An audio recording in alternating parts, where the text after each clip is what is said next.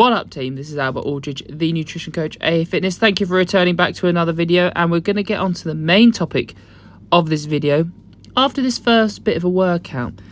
So this is actually back from a little while ago, 24.2. It was part of the CrossFit Open that I did at a Polish CrossFit gym. It was one of my favourite workouts, although one of the hardest that I've done in a long time because the setting was different.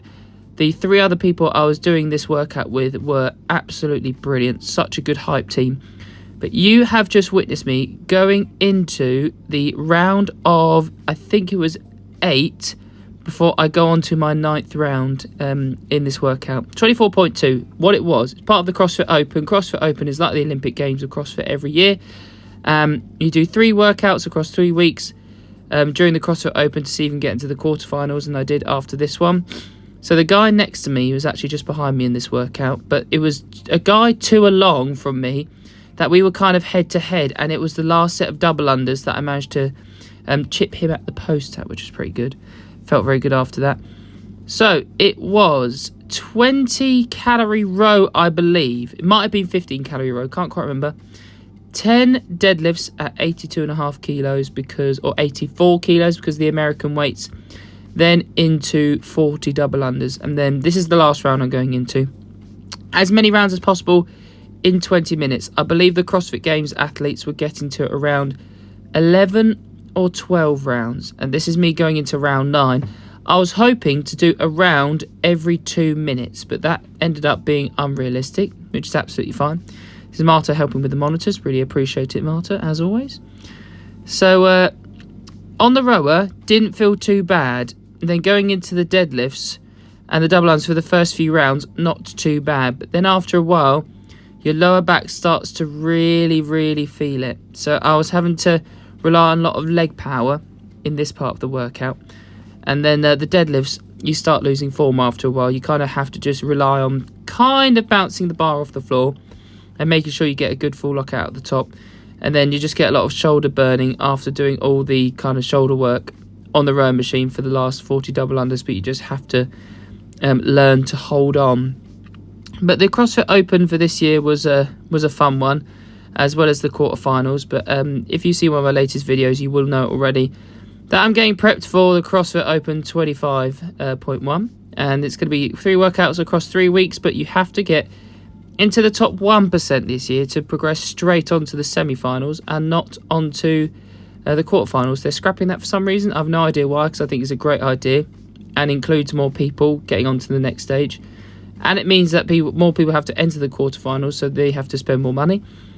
But they're not doing it this time. So in the Open last year, I got into the top 5%, I think. And this year I need to get in the top 1%. So I'm going to give it my absolutely best go. But it's just going to be a lot of fun across 3 weeks.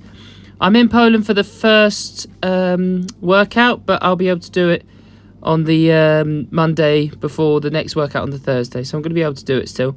And this is just the last few calories before the end of the workout. I remember how I felt at the end of this one. Felt really tired. Really didn't know what to do myself, so just like to collapse in the floor in a heap.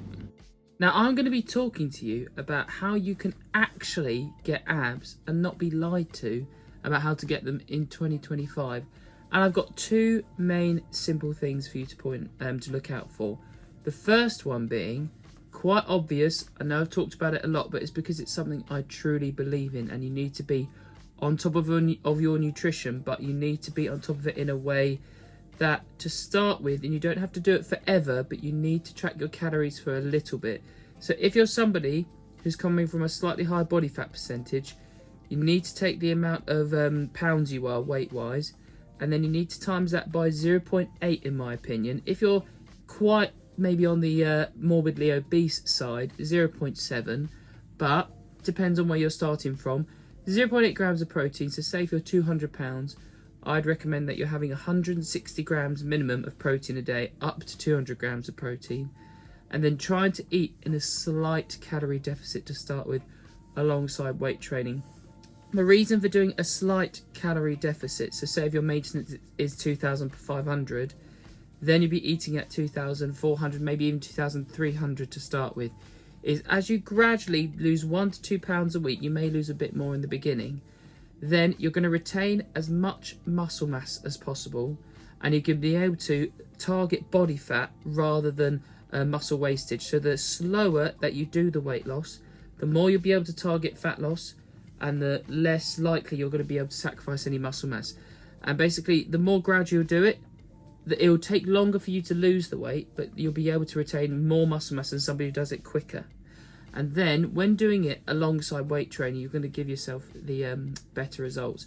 So making sure you get 0.8 gram of protein per pound of your body weight, doing it really gradually, and by doing it gradually, it's going to stay off in the long run, rather than somebody who yo-yos down very quickly, tries to stay in that calorie deficit, does it very severely, tries to add in more cardio, finds that unsustainable, so then goes back up in their calories and their body weight yo-yos a lot. You want to try and preserve muscle mass, try and target fat loss, and just go really, really gradual with your fat loss journey.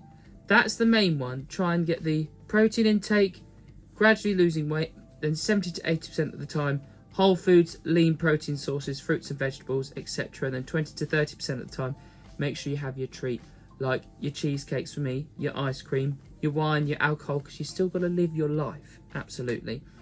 And then making sure you try and get your carbohydrate sources from whole foods like rice, brown rice, whole wheat wraps. You could do it from whole grain bread as well, pastas, stuff like that. Then lean protein sources from Greek yogurts, chicken, fish, eggs, whatever your preference is, because some people are vegetarian or vegan, but I'm not going into that. And then making sure obviously you get your vegetables, your 5 portions of fruit and veg in a day at least, for the micronutrient benefits.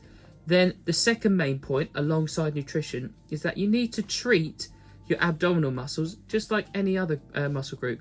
Sometimes people do just chuck in abs at the end for the end of a workout, but I'd recommend sometimes putting them as a priority if it's something that you want to build up.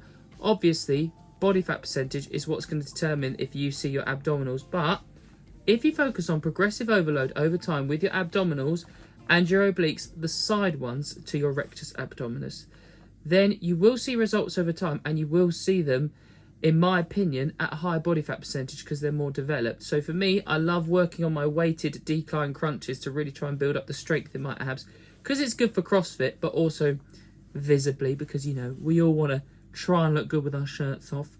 So think about progressive overload with abdominal training over time. So for example, take a decline crunch. Say if you're on a decline bench 45-degree angle, you can do 10 reps, say 3 sets of 10, and try the next week 3 sets of 12, next week 3 sets of 15 or something like that.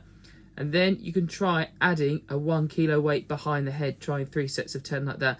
Building up the strength and endurance in your abdominals and your obliques is something I really truly believe in, that's going to help you to develop your abs so you can see them more visibly at a higher body fat percentage. But one of my favourite, some of my favourite exercises, I like decline crunches, weighted. I love a toes to bar, a GHD sit-up's one of my favourites. And then just a simple side plank, or side plank propped up onto a bench and then dipping your hips down towards the floor, bringing them back up. So side plank position, but elbows elevated up on a bench, and then you just dip them up and down, and I find that is a really good way of targeting your obliques. So nutrition and looking at your abdominals as any other muscle group, focusing on progressive overload over time. Hope this helps. Thank you for watching the video. Make sure you like, comment, share, subscribe, and see you in the next one.